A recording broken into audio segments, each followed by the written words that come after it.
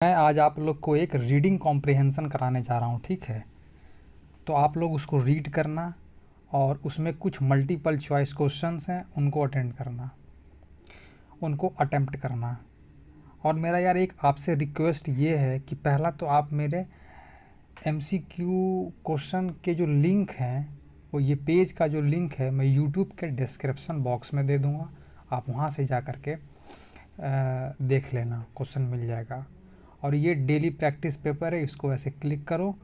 अब ये ओपन होगा, तब तक मैं आपको एक छोटा सा इन्फॉर्मेशन देता हूँ, वो ये कि आप इस लिंक को लैपटॉप में चलाएं फॉर बेटर एक्सपीरियंस, ठीक है।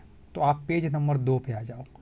ये पूरा पैसेज रहा, इसके हार्ड वर्ड्स हैं वो ये रहे, आप इनको पढ़ो अच्छे से, क्वेश्चन लगाओ और मैं अपने तरफ से इसको डील करता हूँ इसके साथ। अब with the arrival of February, ठीक है, तो फेब्रुअरी का जो महीना है आ गया है।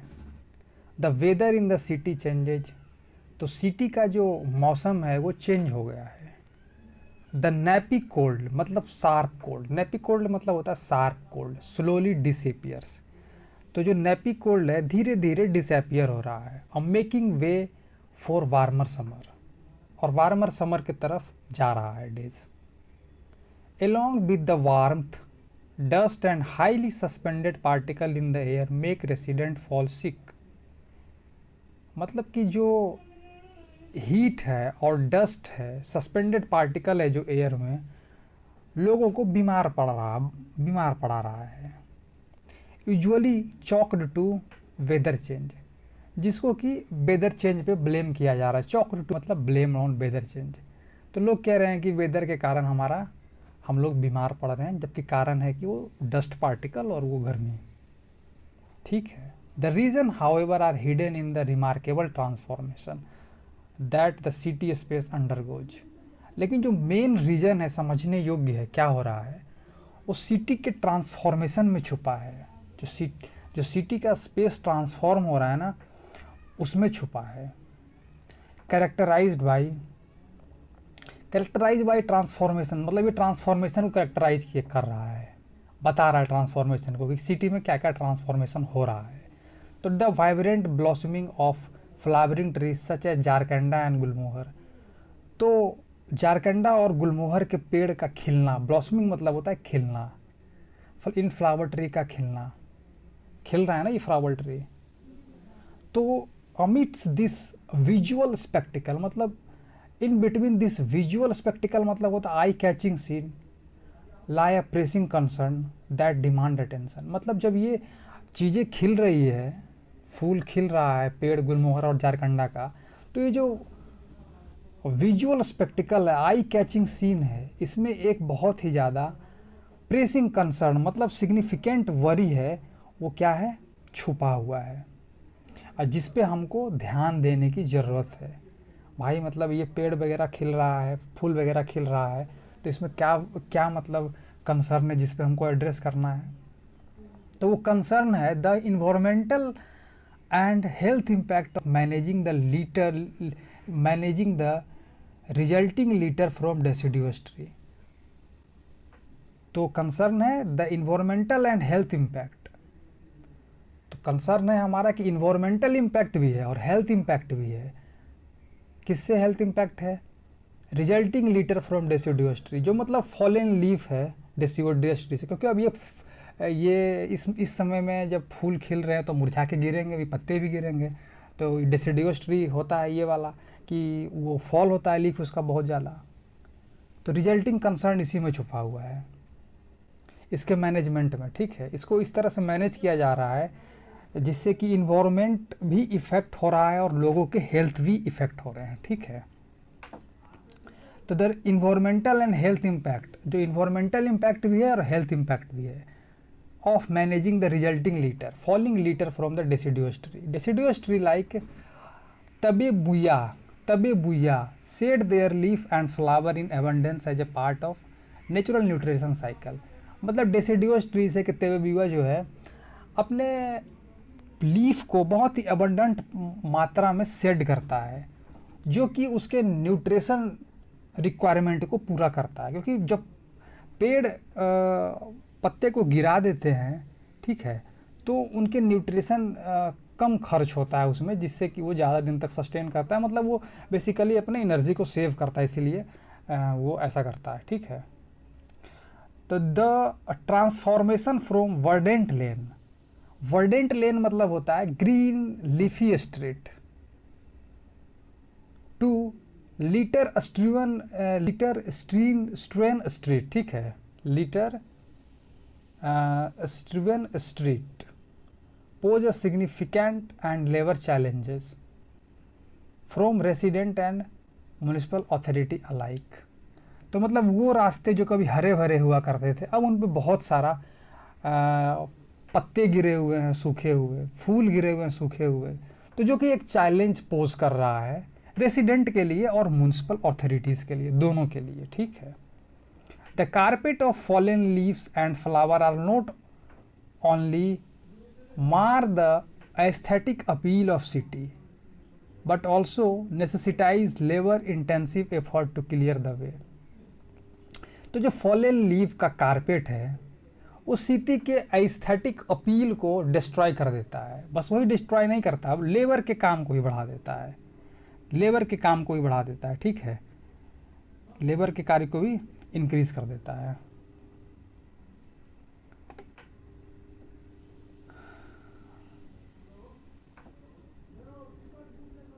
Unfortunately, the prevailing practice of burning these organic debris not only exacerbate air pollution but also harm the very tree that contribute to the city greenery। Unfortunately, burning process जो है लीफ का, लोग जला देते हैं पत्ते को, तो इससे इन्वायरमेंट में एयर पोल्यूशन तो होता ही होता है, और पेड़ का भी हेल्थ ख़राब होता है, ठीक है, पेड़ को भी बहुत ज़्यादा नुकसान पहुंचता है।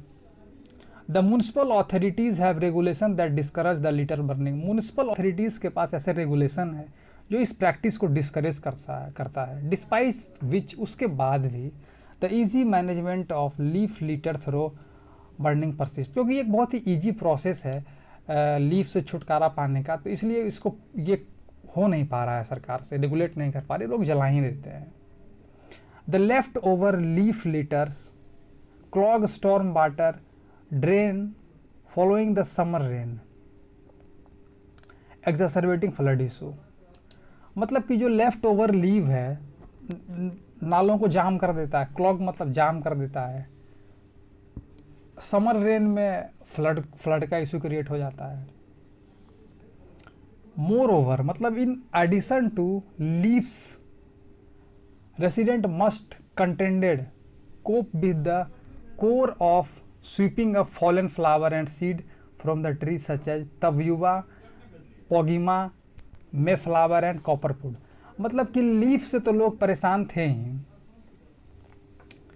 लीफ के अलावा क्या है, रेसिडेंट को और किससे डील करना पड़ता है, कंटेंट मतलब होता है deal with. Moreover in addition to leaf resident must cope with chore of sweeping, मतलब कि लीफ को तो करना है ही साफ, अब फिर उसके सीड भी गिरेंगे, उसके फ्लावर भी गिरेंगे, इनको भी स्वीप करना है। तो बस लीफ ही प्रॉब्लम नहीं है उस पेड़ का सीड भी फॉल होता है और फ्लावर भी, डेसिडियोसिटी का, तो ये सब प्रॉब्लम है उसके साथ। Traditionally our ancestor understood the importance of aligning household activity and cultural celebration with the phase of tree. तो हमारे एंसेस्टर है, यहाँ से पैसेज एक अपना टर्न लिया है, ठीक है, ट्रेडिशनली आवर एंसेस्टर, हमारे जो एंसेस्टर है इस इम्पोर्टेंस को समझते हैं और हाउस होल्ड एक्टिविटी को अलाइन करते हैं ट्री में जो चेंज हो रहा है उसके अकॉर्डिंग, ठीक है। तो इसके लिए क्या है कि लोग कुछ फेस्टिवल मनाने लगते हैं, जैसे कि मकर संक्रांति, पोंगल, बिहू। ये Bihu were observe in the harmony with natural cycle emphasizes the independence between human and environment along with inculcating sustainable management effort in cultural practice। तो ये सब हम लोग ये सब फेस्टिवल को हम लोगों ने अपने कल्चर से जोड़ दिया है। और बेसिकली ये सब फेस्टिवल हम लोग देखते हैं कि आम तौर पे फसल कटने के बाद ये सब मनाया जाता है, मकर संक्रांति, पोंगल और बिहू, ये सब जो भी है। और ये फेस्टिवल इंटरडिपेंडेंस को शो भी करता है कि हम लोग एक दूसरे से इंटरडिपेंडेंट है, जुड़े हुए हैं। और इसके साथ लोग सस्टेनेबल मैनेजमेंट एफर्ट को भी इनकलकेट करते हैं लोगों में कि हमें ऐसा करना चाहिए ताकि मतलब लॉन्ग टाइम पे ये चलता रहे, नहीं कि हम लोग यूज किया ख़त्म हो जाए। तो हम इस पे भी ध्यान देते हैं। Given these challenges, it is crucial to rethink our approach to urban forestry and tree management. यहाँ पे फिल इन द ब्लैंक्स में रीथिंक होगा, ठीक है। इट इज़ क्रूशियल, हमें अर्बन फॉरेस्ट्री के बारे में हमें अपने अप्रोच पे रीथिंक करना चाहिए। हमारा अप्रोच ठीक नहीं है अर्बन फॉरेस्ट्री में, शहर में जो फॉरेस्ट्री हम लोग लगा रहे हैं। One potential solution lie in the promotion of evergreen tree species as a part of avenue tree plantation. मतलब एक सॉल्यूशन ये है कि हम लोग पाथ में एवरग्रीन ट्री को प्रीफर करें, जहाँ पे कि हम लोग ऐसे पौधों को लगा रहे हैं जिसका लीफ शेड हो जा रहा है। तो अगर हम लोग इसमें एवरग्रीन ट्री को लगाएंगे तो ये कभी झड़ेगा नहीं, तो इससे सारा प्रॉब्लम ही सॉल्व हो जाएगा। वाटर क्लॉगिंग दूर नहीं हो जाए, वाटर क्लॉगिंग ख़त्म हो जाएगा। उसके बाद फिर लेबर का काम ख़त्म हो जाएगा। रेसिडेंट्स लोग जला रहे हैं, एयर पोल्यूशन भी ख़त्म हो जाएगा। पेड़ गिरेगा नहीं, पत्ता गिरेगा नहीं, जलाओगे क्या? तो बहुत सारे फ़ायदे होंगे इस एवरग्रीन ट्री को लगाने का। Unlike their deciduous counterpart, evergreen fall offer the dual benefit, वही डुअल बेनिफिट देता है। तो पहले तो पूरा साल ग्रीन रहेगा और लीटर प्रोडक्शन भी बहुत कम होगा। Bio prioritising the planting of such species, the city can strive toward becoming a truly garden and evergreen city। इसको प्रायोरिटाइज करने के साथ सिटी ट्रूली एवरग्रीन गार्डन में कन्वर्ट हो जाएगा, ठीक है।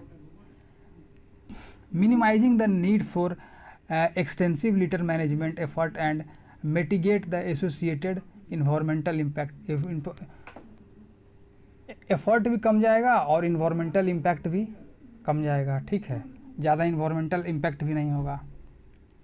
तो चलो हम लोग इसके क्वेश्चंस को करते हैं, ठीक है। The authority mention the following the main challenges associated. Deciduous tree का मेन चैलेंजेस क्या है? तो मेन चैलेंजेस तो यही है ना कि वो बहुत ज़्यादा शेड करता है लीफ को, तो ये हो जाएगा।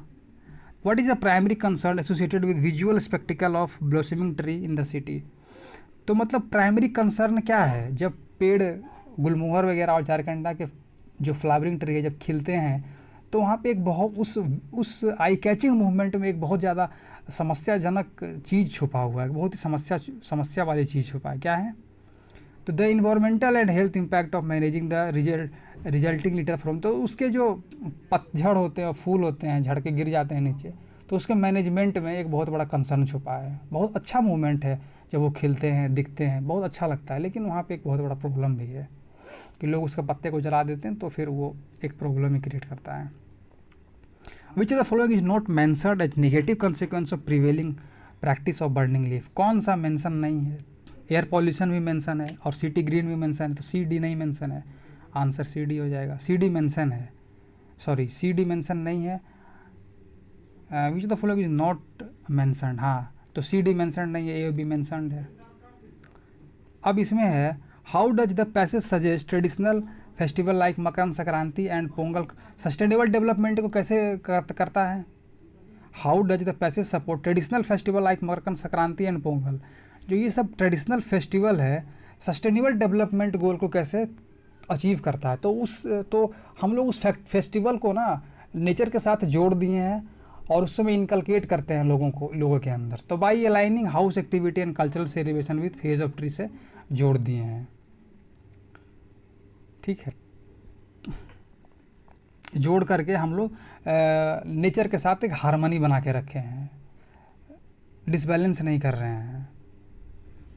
Which of the following feel given passage, तो वो रीथिंक मैंने बोला ही था। अब चलो थैंक यू, और आप लोग इसको अच्छे से पढ़ो।